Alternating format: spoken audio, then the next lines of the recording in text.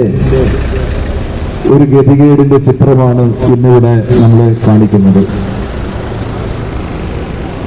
വർഷങ്ങളായി മൃഗാലയത്തിൽ പണിയെടുത്ത് വളരെ ദുരിതപൂർണമായ നിലയിൽ ജോലി ചെയ്ത് കേരളത്തിന്റെ സമ്പത്ത് ശക്തിപ്പെടുത്തുന്നതിന് വേണ്ടി വലിയ സംഭാവന ചെയ്ത പ്രവാസികൾ ഈ തെരുവിൽ അവരുടെ പെൻഷന് വേണ്ടി കേണപേക്ഷിക്കുക എന്നത് വലിയ ദുരന്തമാണ് നമ്മൾ കാണുന്നത്.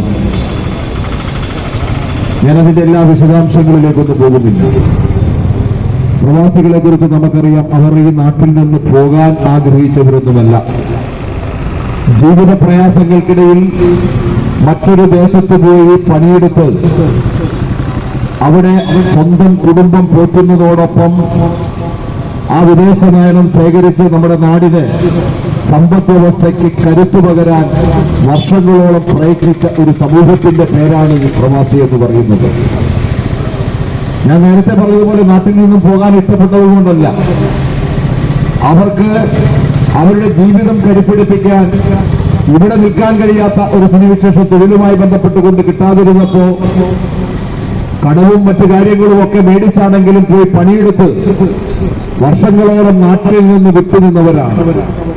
നമ്മുടെ മണ്ണിന്റെ ഗന്ധവും നമ്മുടെ അയൽവക്കങ്ങളും നമ്മുടെ കുടുംബങ്ങളും ഒക്കെ വിട്ട് മറ്റൊരു ദേശത്ത് പോയി വർഷങ്ങളോളം പണിയെടുത്ത് തിരിച്ചു വന്നു കഴിയുമ്പോൾ അവർക്ക് കിട്ടുന്ന ഒരു ആശ്വാസമാണല്ലോ പെൻഷൻ. നിങ്ങൾ അവരുടെ ജീവിതത്തിന്റെ ഒരു ഘട്ടത്തിൽ ഈ സമ്പദ് വ്യവസ്ഥയെ മുന്നോട്ട് നയിക്കുന്നതിന് വേണ്ടി എത്രയോ വലിയ സംഭാവന ചെയ്തവരാണ് പ്രവാസികൾ. അതെല്ലാം കണ്ടുകൊണ്ടാണല്ലോ അവർ പണിയെടുത്തിരിക്കുന്ന സാഹചര്യത്തിനും കേരളത്തിന്റെ സമ്പദ് വ്യവസ്ഥയ്ക്ക് വേണ്ടിയിട്ടുള്ള നിർണായകമായ സംഭാവനകൾ വിവിധ ഘട്ടങ്ങൾക്കകത്ത് ചെയ്തവരാണ്. അങ്ങനെയുള്ള ഒരു സമൂഹം ഇന്ന് അവരുടെ പെൻഷന് വേണ്ടി ഇവിടെ കേട്ട് ഇവിടെ വന്ന് നിൽക്കേണ്ടി വന്ന ഒരു ഗതികേട് നമ്മുടെ നാടിനുണ്ടാകുന്നു എന്നുള്ളതാണ്. ഇവിടെ വികസനത്തിന്റെ കാര്യങ്ങളൊക്കെ പറയുന്നുണ്ട്. ഇവിടെ ഇടതുപക്ഷ ഗവൺമെന്റ് ഭരണം നടത്തുമ്പോഴെല്ലാം പ്രവാസികൾക്ക് വേണ്ടി എന്തെല്ലാമാണോ ചെയ്യാൻ കഴിയുന്നത് അതെല്ലാം ചെയ്യാനുള്ള എല്ലാ പരിശ്രമങ്ങളും നടത്തിയ ഒരു ഗവൺമെന്റാണ്. ഞാനതിന്റെ വിശദമായ രാഷ്ട്രീയത്തിലേക്കൊന്നും പോകുന്നില്ല. രണ്ട് ഗവൺമെന്റുകൾ തമ്മിലുള്ള സമീപനത്തിന്റെ പ്രശ്നമാണ്, നയത്തിന്റെ പ്രശ്നമാണ്. ക്ഷേമം എന്നത് എന്താണ്? ക്ഷേമം എന്നത് ഒരു സമൂഹത്തെയാകെ കൈപിടിച്ചുയർത്താൻ കഴിയാവുന്ന നിലയിലേക്ക് ഒരു ഗവൺമെന്റിന്റെ വീക്ഷണമാണ്. ആ വീക്ഷണകോണിൽ നിന്നാണ് ഇടതുപക്ഷം പ്രവാസി സംഘം എന്നുള്ളത്, ഈ പ്രവാസികളെന്ന് പറയുന്നത് വെറും ഒരു ചുരുക്കെഴുത്തല്ല, ആ ചുരുക്കെഴുത്തിനേക്കാൾ അപ്പുറത്തേക്ക് അർത്ഥതലങ്ങളിലുള്ള ഒരു സമൂഹമാണ്.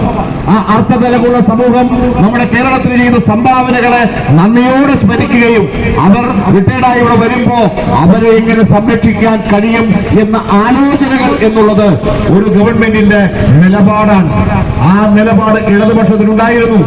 ആ നിലപാടുണ്ടായത് കൊണ്ടാണ് ക്ഷേമനിധി ബോർഡുകൾ നിർമ്മിക്കാനും അതേപോലെ പെൻഷൻ കൃത്യസമയത്ത് കൊടുക്കാനും വലിയ സാമ്പത്തികമായ പ്രതിസന്ധിയുടെ ഘട്ടങ്ങളിലേക്ക് പോകുമ്പോഴും ആ പെൻഷൻ മുടങ്ങാതിരിക്കാനുള്ള ഒരു ജാഗ്രത സ്വീകരിച്ചത്. അതുകൊണ്ടാണ് അങ്ങനെ ജാഗ്രത സ്വീകരിച്ചു.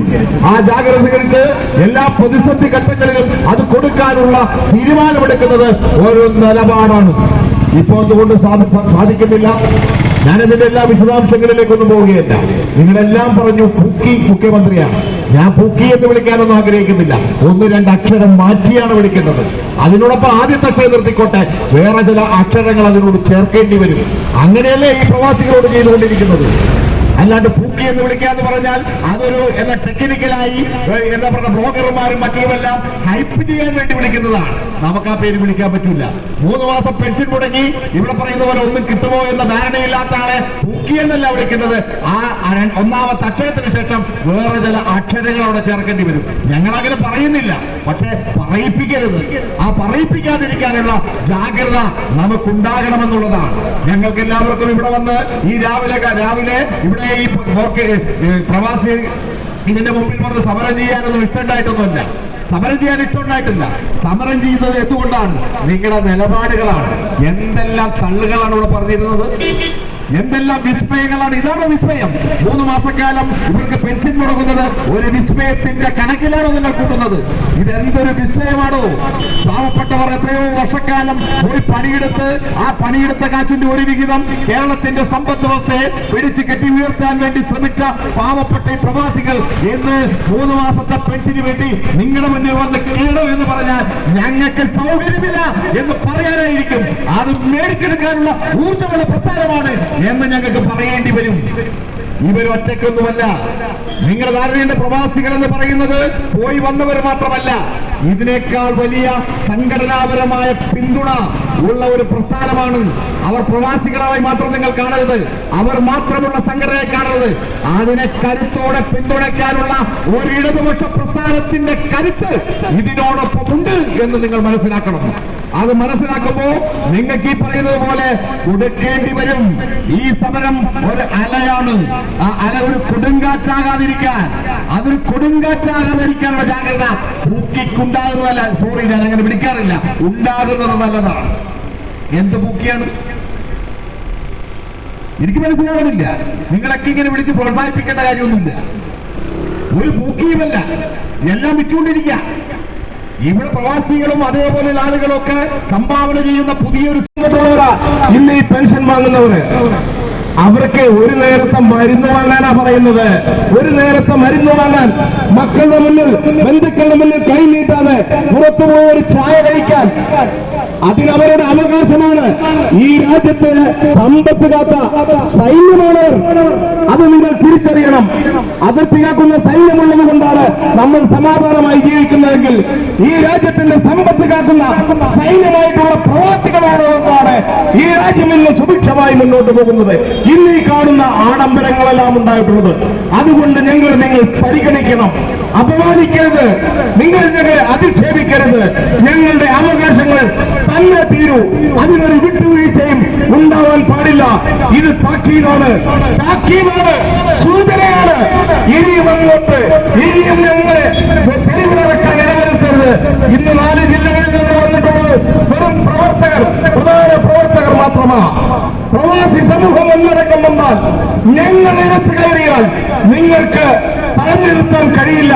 ഇവിടുത്തെ പോലീസിനും കഴിയില്ല, ഒരുത്തരും കഴിയില്ല.